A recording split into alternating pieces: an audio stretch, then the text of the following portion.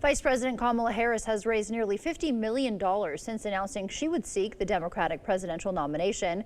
That, of course, follows President Biden's monumental decision Sunday to no longer seek re-election after weeks of mounting pressure following his disastrous debate performance. Nicole Skanga reports from Washington, D.C.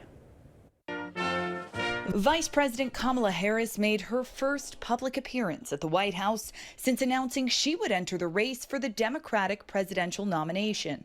And I wanted to say a few words about our president.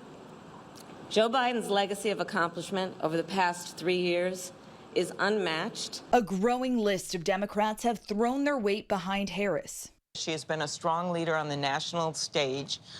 She is someone that's going to be a unique candidate when she goes up against Donald Trump. It comes after President Biden made the momentous decision Sunday not to seek re-election.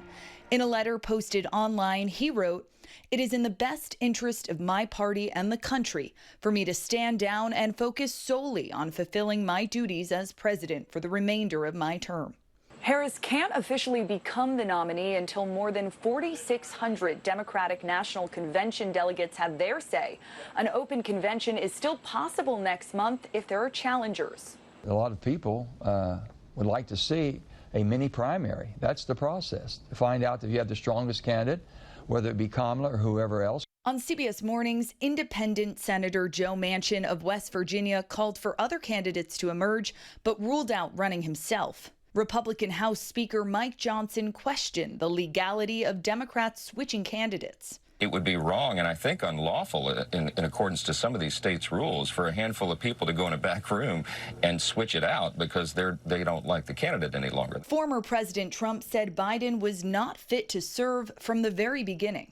Harris's campaign says it took in nearly $50 million from grassroots supporters Sunday.